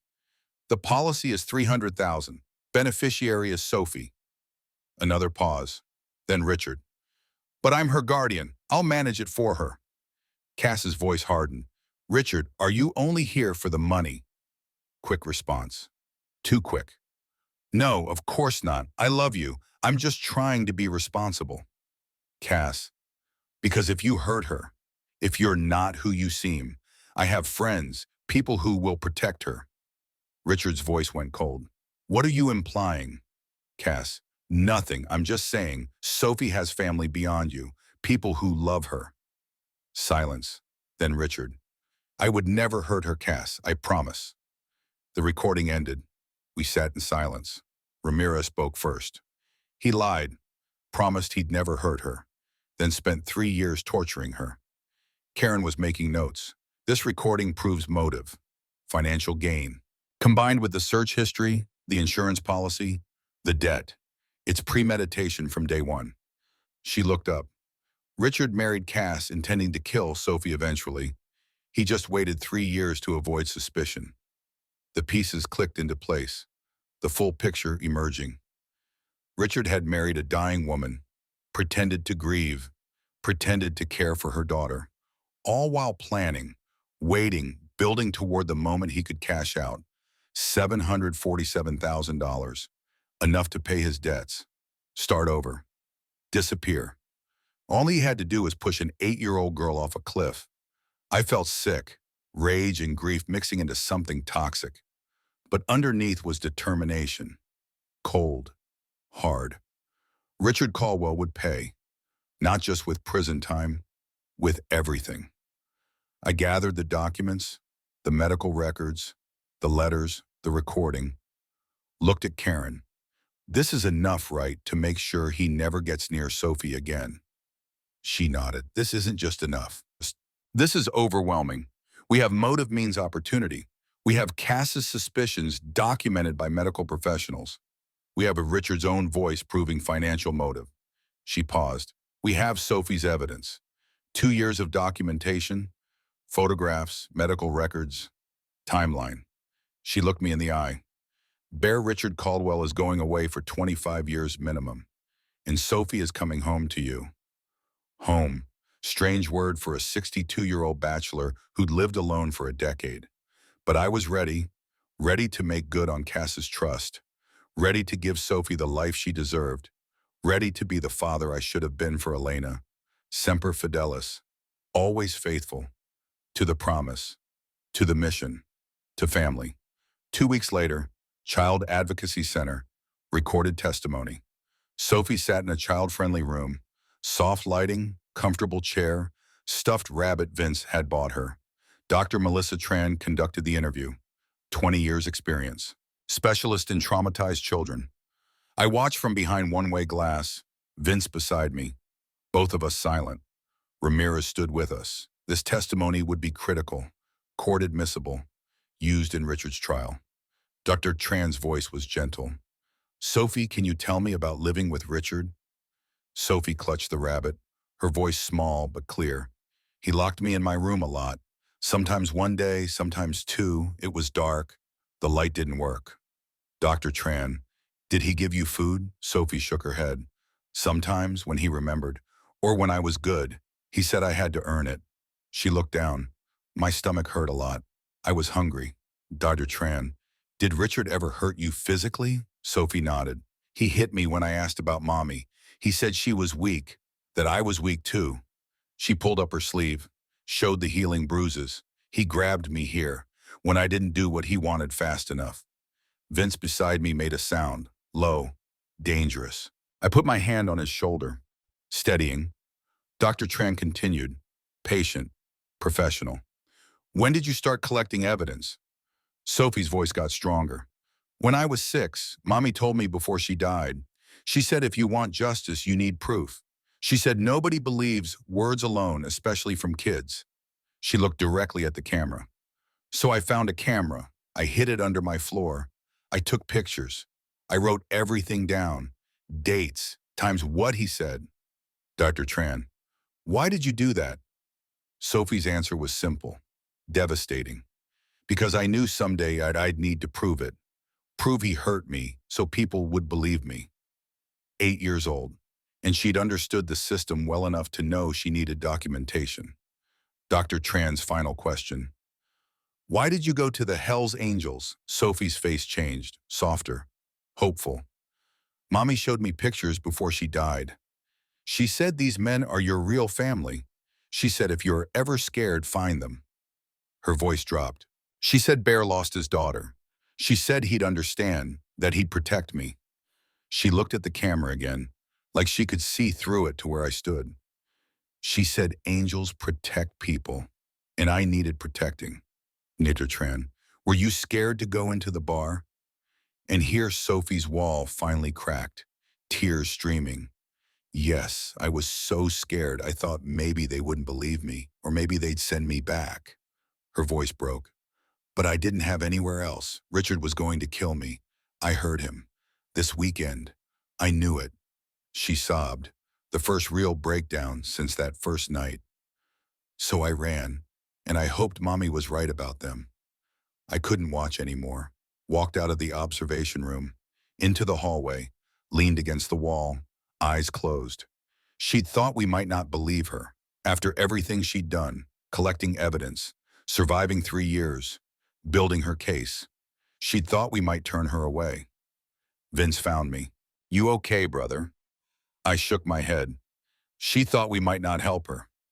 Vince's hand on my shoulder. But we did, and we will. She's ours now. I nodded, swallowed hard. Behind that door, Sophie was finishing her testimony, telling her truth, building the final piece of the case against Richard Caldwell. And when she was done, when the recording ended, I'd be there, to take her home, to keep the promise her mother had made, to be the family she deserved. 6 weeks later, Multnomah County Courthouse, August 1st, 2024, 8:00 a.m. sharp. The Iron Brotherhood showed up in force. 15 of us, clean jeans, leather vests, boots polished. We looked like what we were. Veterans, men who'd served, men who understood duty. Judge Margaret Thornton presided, 65 years old. Former Army JAG Corps, 23 years on the family court bench. She'd seen every kind of case imaginable, every flavor of human failure. But she'd also served, which meant she understood codes, honor, promises made and kept. The prosecution table held District Attorney Catherine Walsh, 52, 85% conviction rate. She'd built her career on cases like this. Protecting children the system had failed. Defense table held Martin Shepard, expensive suit, slicked back hair, the kind of lawyer who defended monsters for $600 an hour. Richard had used Sophie's trust fund to pay him. The irony wasn't lost on anyone. Richard sat next to Shepard, orange jumpsuit, handcuffs. He'd lost weight in county lockup. Looked smaller than I remembered. Predators always do when their power gets stripped away. We took the front row, All 15 angels, silent, watching. The media called us intimidating, said our presence disrupted the court's neutrality. Judge Thornton shut that down fast, said concerned citizens had every right to observe proceedings, that she wouldn't tolerate discrimination based on appearance. Former Army, she got it. Sophie sat with her victim advocate 3 rows back, too young to sit through the whole trial, but old enough to testify when the time came. She wore a new dress, blue. Vince's daughter had taken her shopping. First new clothes in 3 years, probably. She looked healthier already. 2 weeks of regular meals. Safe sleep, no locked doors. But the shadows remained. Under her eyes, in her posture. 3 years of trauma doesn't heal in 14 days. Judge Thornton called court to order. The state of Oregon versus Richard James Caldwell. Charges child endangerment, abuse, attempted murder in the first degree. She looked at the gallery, at us. This court will maintain decorum. I will tolerate no outbursts, no interference. Justice will be served through law, not emotion. Her eyes lingered on me. Message received. Keep it together. Let the system work. I nodded once. Marine to soldier. Understood. Walsh stood, began her opening statement. Your Honor, members of the jury. Over the next 3 weeks, the state will prove that Richard Caldwell married a dying woman for money, that he spent 3 years systematically torturing her 8-year-old daughter, that he planned to murder that child and make it look like an accident. She walked to the evidence table, picked up Sophie's folder. The evidence is overwhelming. Medical records documenting injuries, photographs taken by the victim herself, a timeline spanning 3 years, computer searches revealing premeditation. She held up Richard's hard drive. Searches for accidental child death. Life insurance payout timeline. Silver Falls State Park deaths. She turned to the jury. 12 people, 7 women, 5 men, is ranging from late 20s to early 70s. The defense will argue reasonable doubt. They'll say this is circumstantial, coincidental, misunderstood. She paused, let that sink in. But the evidence speaks for itself. Richard Caldwell is guilty. And by the end of this trial, you'll know it beyond any shadow of doubt. She sat, Shepard rose, adjusted his tie, smiled at the jury, practiced, insincere. Ladies and gentlemen, my client is not a monster. He's a man who made mistakes, who struggled with a difficult child, who faced circumstances beyond his control. I felt Vince tense beside me, Crow's hand clamped on his knee. Steadying, Shepard continued. Yes, Mr. Caldwell used discipline, perhaps more strictly than some would prefer. But that doesn't make him a criminal. It makes him a stepfather trying to raise someone else's troubled child. He gestured to Richard, who'd put on his best sad face. Manufactured grief. The prosecution wants you to see a predator. I ask you to see a human being, flawed, imperfect, but not a murderer. He sat. Judge Thornton looked at Walsh. Call your first witness. The trial moved methodically, Walsh building her case brick by brick. Day 1, Detective Ramirez testified. Walked the jury through the investigation, the body cam footage of my confrontation with Richard, his defensive statements, his unprompted mentions of bruises I hadn't brought up. Day 2, computer forensics expert, presented Richard's search history, showed the pattern. March through June, researching how to kill a child and make it look accidental. Day 3, financial analyst, showed Richard's debts, $180,000 to Tommy Bones Marconi, life insurance policy on Sophie, $500,000, motive clear as crystal. Day 4, medical expert, reviewed Sophie's school nurse records, explained injury patterns, how defensive wounds differ from accidental, how starvation affects child development. Shepard tried, cross-examined every witness, suggested alternative explanations. Coincidence, misinterpretation, overzealous investigation. But the evidence was too strong, too consistent, too damning. Day 5, Walsh called me. I took the stand, raised my right hand, swore to tell the truth. Walsh approached, professional, direct. Mr. Coleman, how did you know Sophie Morrison? I kept my voice steady, factual. I didn't. Not until June 14th when she walked into my bar. Walsh, But you knew her mother, Cassandra Morrison. I nodded. Cass was a member of the Iron Brotherhood. From 2012 to 2020, she earned her place, worked veterans' rights cases, helped brothers navigate the VA. Walsh. Did Cassandra ever mention her daughter to you? I shook my head. No, ma'am, she kept that part of her life separate. We didn't know Sophie existed until she showed up that night. Walsh pulled out Cass's letter, the first one from Sophie's folder. But Cassandra left this letter, dated August 2020, 1 month before her death, naming you as Sophie's protector. She handed it to me. Can you read the highlighted section? I took the letter, hands steady despite everything. Bear, I know you lost Elena. I know you think you failed her. You didn't. You were human.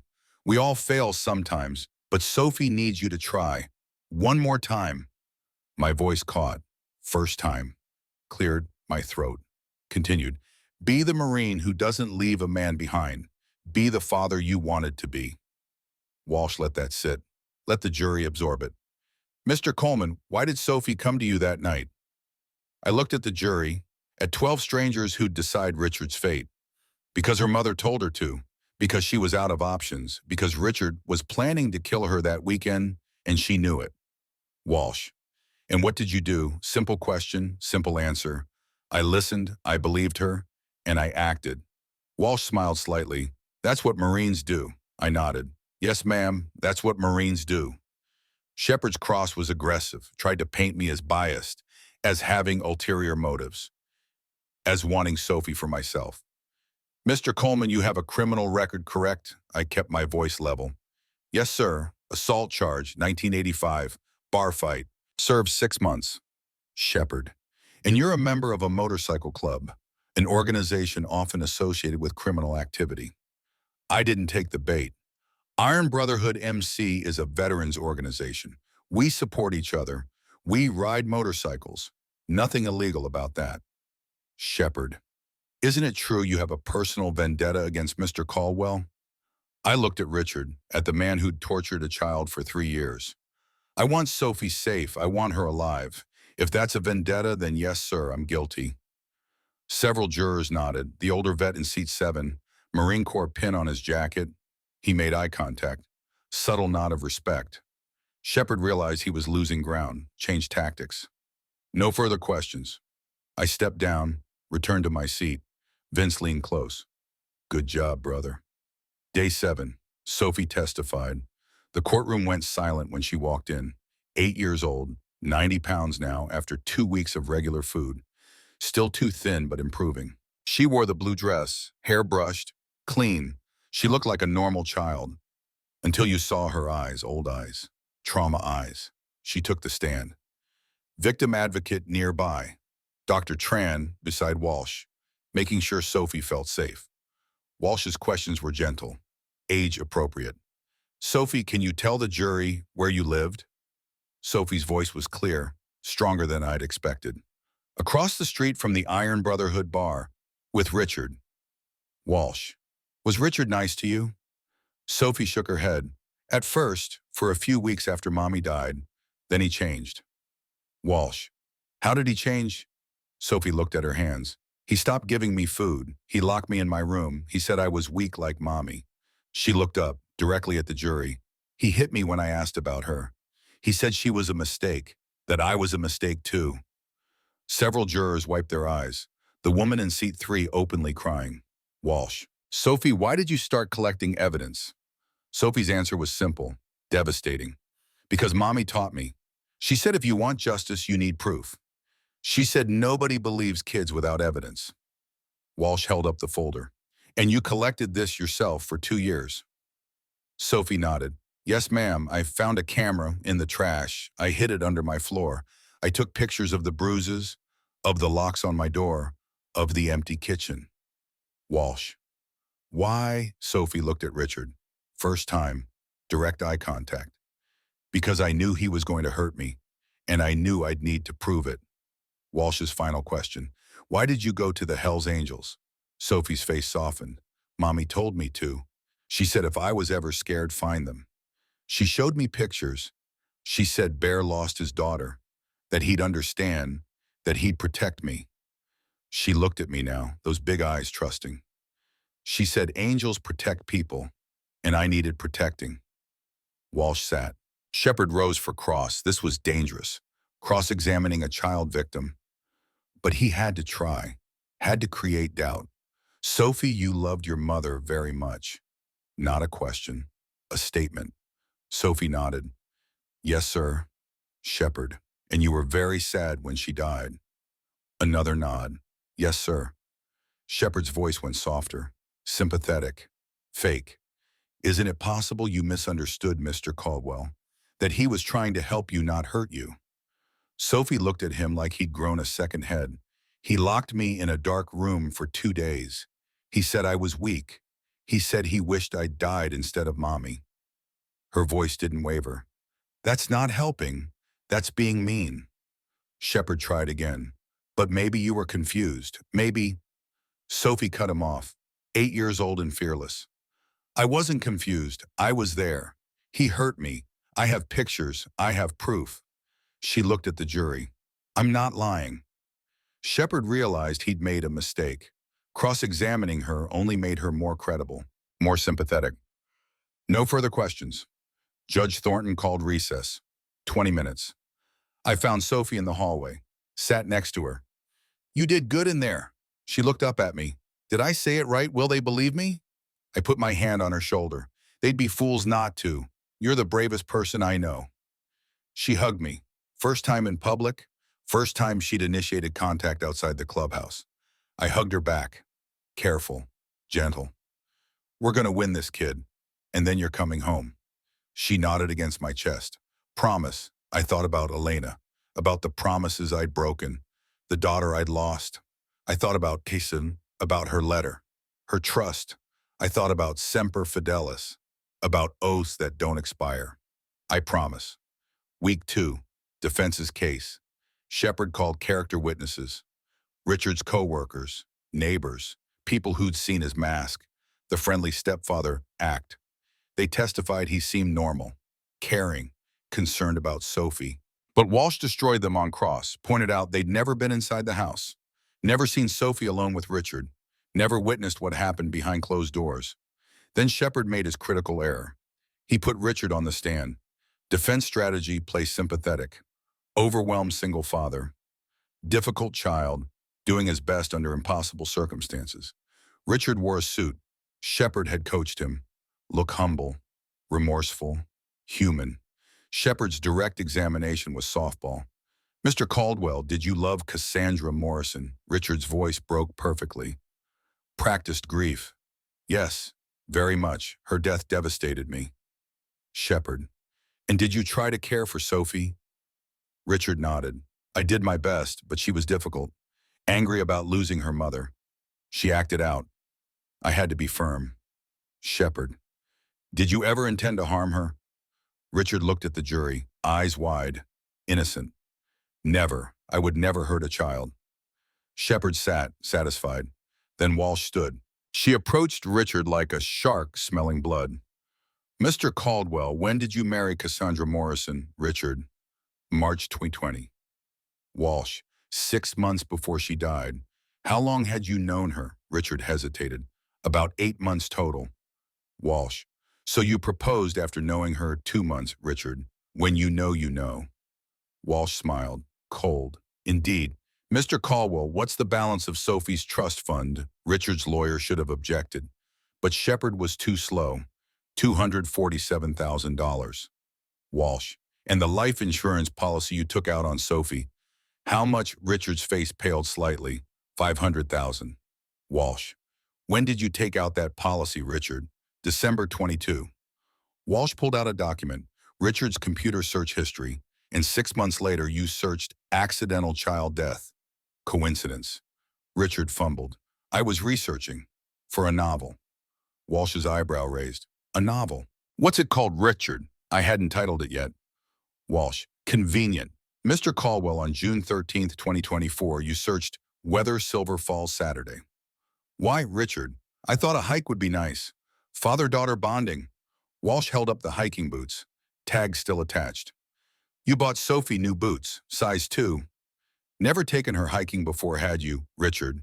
No, but Walsh cut him off, held up the trail map, red X marking South Falls. Then explain this. Found in your closet, X marks South Falls Overlook, 177-foot drop, fatal fall. Richard's composure cracked. I was planning the route, that's all. Walsh leaned in. Mr. Caldwell, you owe $180,000 to Thomas Marconi. Correct, Richard. I had some debts. Walsh. Gambling debts to a loan shark due July 1st. Isn't that right, Richard? Yes, Walsh. And Sophie represented $747,000. Enough to pay off Tommy Bones, enough to start over. She paused. Let the jury absorb it. All you had to do was push an 8-year-old girl off a cliff. Richard broke, voice rising. I was desperate. The debts Tommy was going to kill me. I didn't have a choice. The courtroom exploded. Judge Thornton's gavel cracked like gunfire. Shepard lunged for Richard, trying to shut him up. But it was too late. Richard had confessed. On the stand, in front of 12 jurors and a judge, he'd admitted motive, admitted the plan, admitted he'd intended to kill Sophie. Walsh sat down, satisfied. Shepard tried damage control, moved to strike the statement, argued his client was emotional confused. Judge Thornton denied it. Spontaneous confession, admissible. Richard realized what he'd done, slumped in his chair, defeated. Week 3, closing arguments. Walsh stood, addressed the jury. Ladies and gentlemen, Richard Caldwell married a dying woman for money. He tortured her daughter for 3 years. He planned to murder that child and collect $747,000. She walked to the evidence table. The evidence is overwhelming. Medical records, photographs, computer searches, financial motive, and now his own confession from this stand. She turned to the jury. Sophie Morrison saved herself. An 8-year-old girl collected evidence for 2 years, built a case stronger than most adults could. Survived hell alone. She paused. She did everything right. Now it's your turn. Deliver justice. Find Richard Caldwell guilty on all counts. She sat. Shepard's closing was desperate, grasping at straws. Reasonable doubt. That's all you need. The evidence is circumstantial. The confession was emotional, not intentional. But his heart wasn't in it. He knew he'd lost. The jury deliberated 4 hours. We waited in the hallway, all 15 angels. Sophie with her advocate, Karen Chen pacing. 4 hours felt like 4 years, felt like Vietnam, waiting for extraction, waiting to know if you'd live or die. Finally, the bailiff called us back. Jury has reached a verdict. We filed in, silent, tense. The jury foreman stood. 60-year-old woman reminded me of my mother, Judge Thornton. Has the jury reached a verdict? Foreman, we have your honor. The clerk, on the charge of child endangerment, how do you find? Foreman looked at Richard, no mercy in her eyes. Guilty. The word echoed. Sophie grabbed my hand, squeezed. Clerk, on the charge of abuse and torture.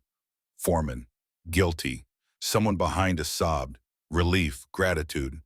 Clerk, on the charge of attempted murder in the 1st degree. Foreman, guilty. The courtroom erupted. Controlled chaos, joy mixed with vindication. I looked at Sophie. She was staring at the jury, tears streaming. She whispered, "We won. Mommy, we won." I pulled her close, let her cry against my shoulder. Behind me, Vince was crying too. Crow, tough guys all of us, crying like babies, because justice had been served. And for once, the good guys won. Judge Thornton gavelled for order. Sentencing will be held 1 week from today. Defendant remanded to custody pending sentencing. Richard was led away, orange jumpsuit, handcuffs, looking smaller than ever. He glanced at Sophie once. She didn't look away, didn't flinch. She'd won, and he knew it. 1 week later, sentencing. Judge Thornton looked at Richard, no sympathy in her expression. Mr. Caldwell, in 23 years on this bench, I have seen humanity at its worst. I've seen parents fail children. I've seen the system fail families. She paused. But you are a special kind of evil. You married a dying woman for money. You tortured her child. You planned to murder an 8-year-old girl. Her voice hardened. The only reason you failed Sophie Morrison's extraordinary courage and intelligence. She looked at her paperwork. I hereby sentence you to 25 years in Oregon State Penitentiary. No possibility of parole for 15 years. Richard's face went white. Judge Thornton continued. Furthermore, I am terminating completely, permanently, irrevocably any parental or guardian rights you may claim. She looked at him directly. When you are released, if you survive incarceration, you will have no legal connection to Sophie Morrison whatsoever. She nodded to the bailiff. Remove the defendant. Richard tried to speak. I want to appeal. This is Judge Thornton cut him off. Save it for your appellate lawyer. We're done here. Guards took him away, this time for good. Sophie sat next to me, watching, silent. When the doors closed behind Richard, she let out a breath, long, shaky. It's over, I nodded. It's over. She leaned against me, exhausted, relieved. Can I go home now? Home. She'd been in temporary foster care during the trial. Nice family, but not home. I looked at Karen Chen. She nodded. One more hearing, guardianship, tomorrow morning. I squeezed Sophie's shoulder. Tomorrow, kid. Tomorrow you come home. Next day, Judge Thornton's chambers. Different setting, less formal, but just as important. Present bear. Vince Crow, Sophie Detective Ramirez, Karen Chen. Judge Thornton reviewed the documents. Cass's will, the safety deposit box contents, medical records, letters. She looked at me. Mr. Coleman, you understand what you're taking on legal guardianship is permanent. Sophie becomes your responsibility. For years, until she's 18 at minimum. I met her eyes. Yes, Your Honor, I understand, and I accept. She turned to Sophie. Sophie, do you want to live with Mr. Coleman? Sophie didn't hesitate. Yes, ma'am, he promised to protect me, and he did. Judge Thornton smiled. First time I'd seen it. Very well. Based on Cassandra Morrison's legal will, the evidence presented and Sophie's expressed wishes, I am granting full permanent legal guardianship to Marcus Coleman, Vincent Russo, and Jackson Hayes. She signed the documents. Mr. Coleman will serve as primary guardian. Sophie will reside with him. Messrs. Russo and Hayes will serve as co-guardians with full legal rights. She looked at us. Gentlemen, you've just become fathers. Don't screw it up. I stood, shook her hand. We won't, Your Honor. Sophie looked up at me. Does this mean I can stay with you, for real? I knelt down. Eye level.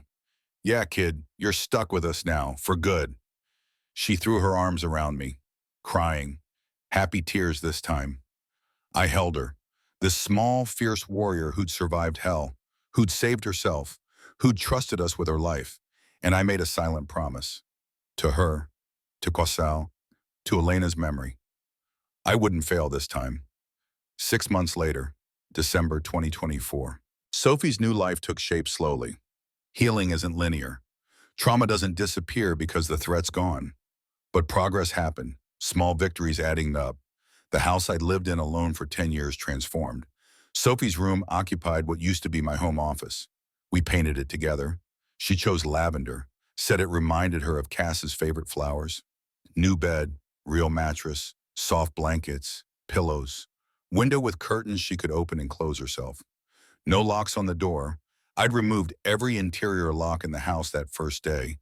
Told her she'd never be trapped again. Kitchen stayed stocked. Always. More food than 2 people needed. But I couldn't help it. Couldn't stand the thought of her going hungry. She still ate carefully. Small portions. Her stomach not yet adjusted to regular meals. But her weight improved. 95 pounds by October, 100 by November. School started in September. Portland Elementary, 4th grade. She'd missed a lot, but she was smart. Caught up fast, made friends slowly. Trust didn't come easy. But there was a girl, Maya, daughter of Jake's neighbor. They bonded over science. Both wanted to be forensic investigators. Irony not lost on me. Sophie wanted to help other kids the way she'd helped herself. Therapy twice a week with Dr. Sarah Kim, specialist in childhood trauma. Sophie didn't talk much at first. Drew pictures instead. The drawings were dark, locked rooms, shadows, fear. But over months they changed. Colors appeared, windows opening, people with smiles. Dr. Kim said that was progress. That art was Sophie's way of processing, of healing. Nightmares still came. 2, 3 times a week, I'd hear her cry out, rush to her room, find her tangled in blankets, sweating, terrified. I'd sit on the edge of her bed, hold her hand, wait for the fear to pass. You're safe here. Nobody's going to hurt you. Every night, same words. Do you promise every night? Same answer. I promise, semper fi. Marines don't break promises. Christmas morning came too fast. Sophie woke me at 6, excited. Normal 8-year-old energy. Bear, it's Christmas. Can we open presents? I stumbled out of bed, made coffee, smiled at her enthusiasm. The tree Vince had helped us decorate held presents. From the angels, from Sophie's new friends, from me. She opened them carefully, savoring each one, like she couldn't quite believe they were real. Vince's gift Italian cookbook. He'd been teaching her to make pasta. She loved it. Crow's gift chess set. Marble. Beautiful. She was learning strategy. Getting good. Jake's gift microscope. For her forensic dreams. My gift sat largest under the tree. Purple bicycle. Streamers on the handlebars. Bell. Training wheels attached but removable. Sophie stared at it. Silent. I worried I'd miscalculated. Maybe she didn't want a bike. Maybe it reminded her of Elena, of loss. Then she turned to me, tears streaming. Nobody's ever given me a real present before. Not since Mommy. I knelt down, put my hand on her shoulder. Sophie, you're going to get a lot of presents from now on. Birthdays, Christmas, just because days, because that's what family does. She hugged me. Thank you, Bear, for everything. I thought about Cass, about her letter, about her trust in me. Thank your mom. She's the one who sent you to us. Sophie pulled back, looked at me seriously. I miss her. I nodded. I know, kiddo. I miss my Elena too, but they're watching, and I think they're proud of us. We spent the morning learning to ride that bike, in the driveway, me running alongside, holding the seat. Pedal, keep pedaling, I got you. She wobbled, found her balance, started moving. I let go. She rode 10 feet, 20, 30, turned around, eyes wide with amazement. I did it.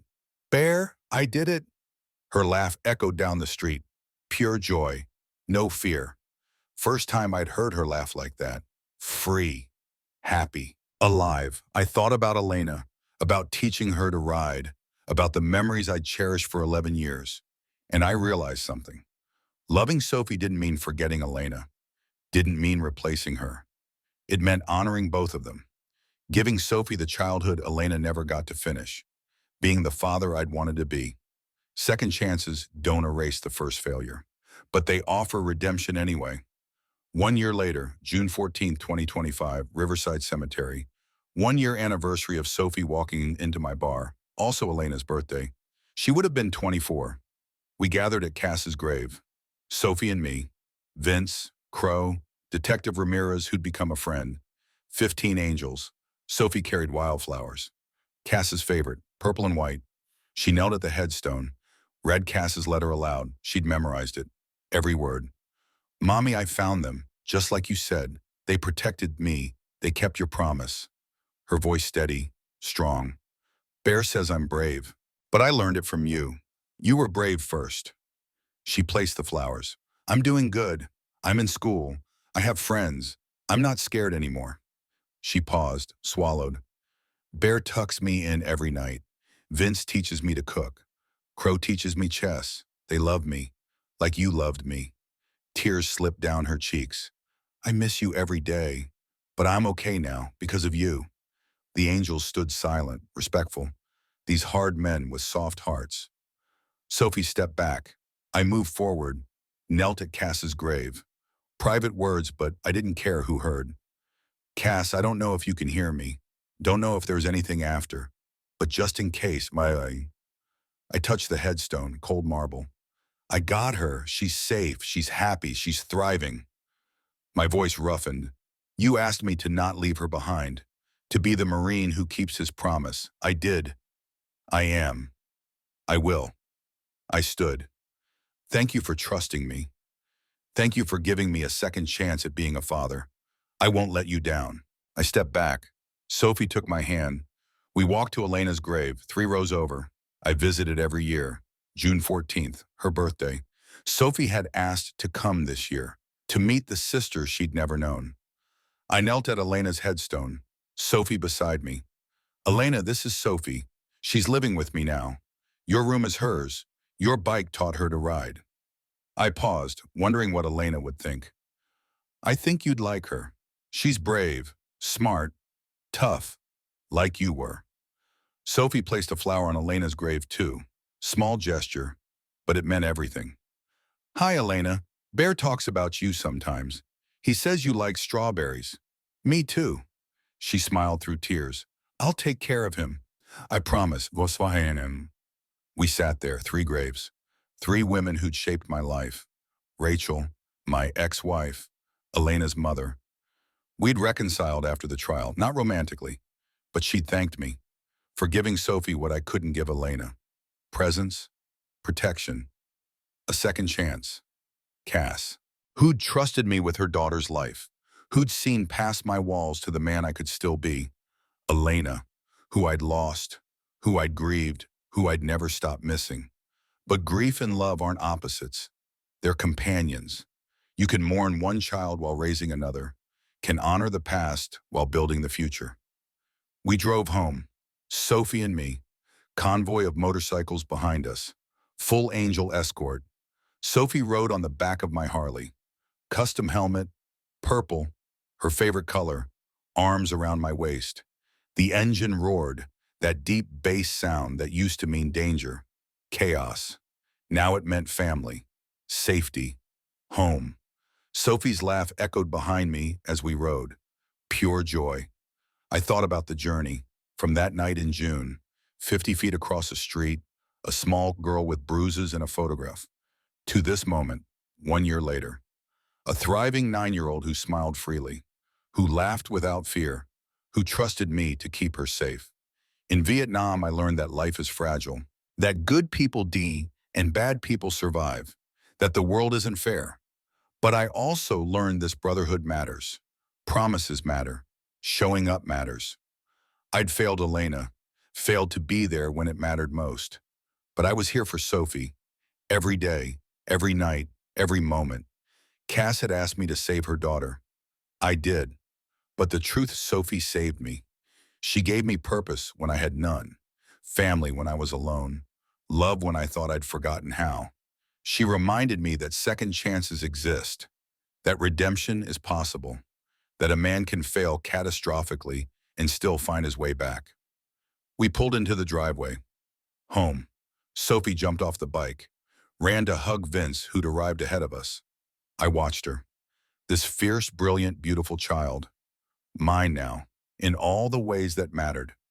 I thought about Cass's letter one more time. Her final words. Semper Fidelis, always faithful, to the promise, to the mission, to family, forever. I'd kept that promise, would keep it till my last breath, because Marines don't abandon their own, don't break their word, don't leave anyone behind. Sophie looked back at me, smiled, that gap-toothed grin that lit up her whole face. Come on, Bear Vince is making lasagna, I smiled back. Followed her inside, into the house that was no longer mine alone, into the life I'd never planned but couldn't imagine living without, into the family we'd chosen, the family that chose us back. The door closed behind me, laughter and cooking smells and the sound of brothers telling stories. This was home now. This was family. And for the first time in 15 years, I was exactly where I needed to be.